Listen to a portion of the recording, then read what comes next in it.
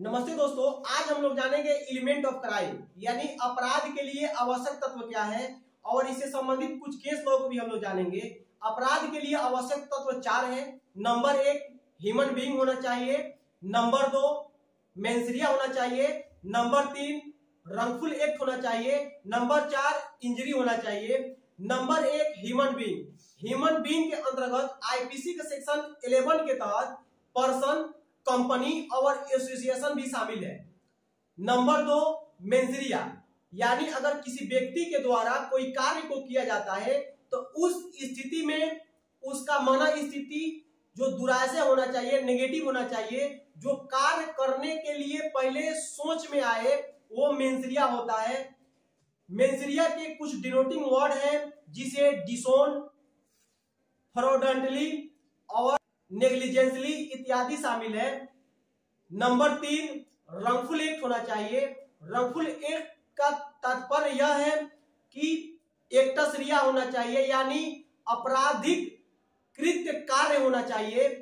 IPC के section 33 के तहत एक्ट और ओमिशन को बताया गया है। एक्ट का मतलब होता है वैसा कार्य जो कानून के द्वारा प्रोहिबिटेड किया गया हो, निषिद्ध किया गया हो, और वहीं ओमिशन का तात्पर्य यह है कि अगर कोई पब्लिक सर्वेंट कोई कार्य को दिया गया है और वो कार्य में लोभ करता है, वो कार्य ठीक तरीका से नहीं करता है या उस कार्य को चढ़ बढ़ के करता है तो उस स्थिति में वो अपराध माना जाएगा। लीगल इंजरी के तहत 4 पॉइंट आते हैं जिसमें प्रॉपर्टी का डैमेज, किसी व्यक्ति के बॉडी का डैमेज और रिपुटेशन का डैमेज या सोसाइटी का डैमेज। प्रॉपर्टी का डैमेज का तात्पर्य यह है कि किसी व्यक्ति के संपत्ति का डैमेज हो, नुकसान हुआ हो, यानी कोई व्यक्ति के द्वारा किसी कार्य को सोचा जाता है और रंगफुल एक्ट के तहत किया जाता है जिसमें किसी व्यक्ति के संपत्ति को चोरी या उसे क्षतिग्रस्त किया जाता है। ह्यूमन बीइंग का डैमेज का तात्पर्य यह है कि किसी व्यक्ति का हाथ तोड़ देना, पैर तोड़ देना या उसके सिर को फाड़ देना, ये ह्यूमन बीइंग का डैमेज माना जाएगा, उसके बॉडी को डैमेज माना जाएगा। वहीं रेपुटेशन का डैमेज यानी पब्लिक प्लेस में किसी एक व्यक्ति के द्वारा किसी दूसरे व्यक्ति को लांछन लगाया जाता है या कुछ लिख कर सोशल मीडिया पर इलेक्ट्रॉनिक माध्यम से पब्लिश किया जाता है, वो भी रेपुटेशन का डैमेज माना जाएगा।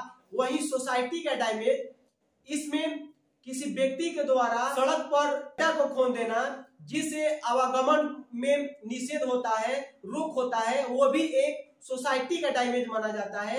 इससे संबंधित हम लोग केस लॉ जानते हैं। फाउलर वर्सेज पेंटेज का मामला जो 1789 में हुआ था।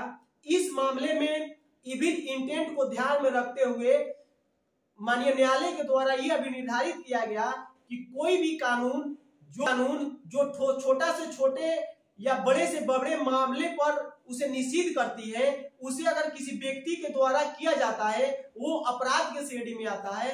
वहीं आर वर्सेज प्रिंस का मामला जो 1875 में हुआ था, इसमें हेनरी प्रिंस के द्वारा एक लड़की के साथ शादी की गई जिसकी एज 16 वर्ष से कम थी, लेकिन उस लड़की को देखने में ऐसा लगता था कि उस लड़की का एज 18 वर्ष से अधिक है। लेकिन जब यह मामला न्यायालय में पहुंचा तो वहां पे लड़की के पिता के द्वारा उसके एज को साबित किया गया जिसमें उस लड़की का एज 14 वर्ष माना गया। लेकिन इधर लड़के ने अपना डिफेंस लिया। उस लड़की का मैंने एज पूछा तो उस लड़की के द्वारा बताया गया कि मेरी एज 16 वर्ष से अधिक है, लेकिन वहां पे उसके पिताजी के द्वारा उसकी एज 14 वर्ष को साबित किया गया।